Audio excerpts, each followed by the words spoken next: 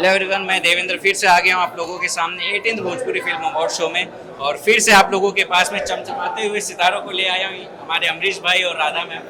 तो आप दोनों का बहुत बहुत स्वागत है ma'am 18th Bhojpuri film award show में। मेरा जो पहला सवाल है इस अवार्ड के ऊपर ही है, आप लोगों को कैसा लग रहा है हमारे 18th भोजपुरी अवार्ड शो में आकर? सबसे पहले तो सभी को प्रणाम करना चाहूँगी।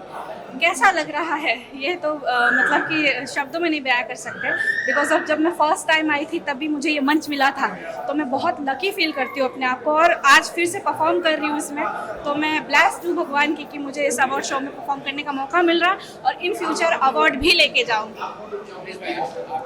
मैं ये कहना चाहूँगा कि एक साल मैं पढ़ाई करता हूँ, आज एग्ज़ाम देने आया हूँ और परीक्षा मेरे सामने अभी दे के आया हूँ, रिजल्ट भी मिलने वाला है। तो इसकी खुशियाँ मैं बयान नहीं कर सकता। जब मुझे रिजल्ट आएगा तब मैं कहूँगा कि मैं पास हो गया, और सच में मैं पास ही हूँ क्योंकि मैं परीक्षा ही अच्छा दिया हूँ। अमरीश भाई, आप लोग काफ़ी समय से इस इंडस्ट्री में आपने अपना वक्त दिया है, आप लगातार काम किए आ रहे हैं। विनोद सर का ये 18th अवार्ड इन्होंने शुरुआत की थी 2005 से, और लगातार आपने इस इंडस्ट्री में उतार चढ़ाव आपने भी देखा है, इंडस्ट्री पूरी देख रही है। उसके बावजूद वो लगातार इसके लिए प्रयत्न कर रहे हैं कि हमारा जो अवार्ड है वो लगातार हो, हमारे भोजपुरी की जो गरिमा है वो बरकरार रहे।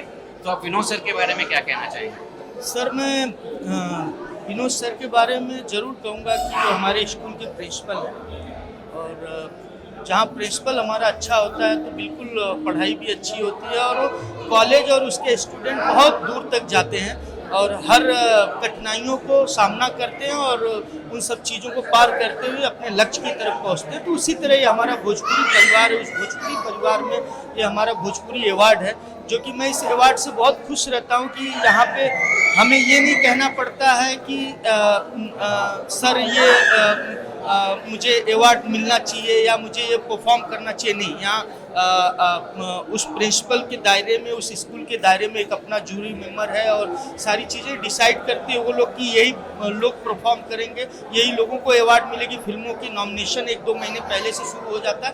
तो मैं जानता हूँ जहाँ रूल होता है वहीं लक्ष्य होता है। राधा जी, आप क्या कहना चाहेंगे?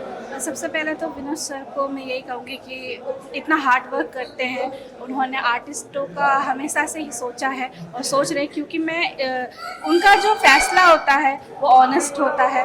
कभी भी ये नहीं कि जैसा कि आजकल अवार्ड शोज होते हैं, खरीद सकते हैं, बोलते हैं, बट यहाँ ऐसा नहीं होता। जेन्युइन रिजल्ट आता है और उन सभी नए कलाकारों को प्लेटफॉर्म मिलता है जो बेचारे इतना स्ट्रगल करते हैं, तरसते हैं कि हमें एक प्लेटफॉर्म मिले, हम परफॉर्म कर सके, तो वो चीज़ मिलता है यहाँ पर। तो बहुत बड़ी बात है नए कलाकारों के लिए, और सीनियर तो है ही हमारे रॉक, उन्होंने किया ही है।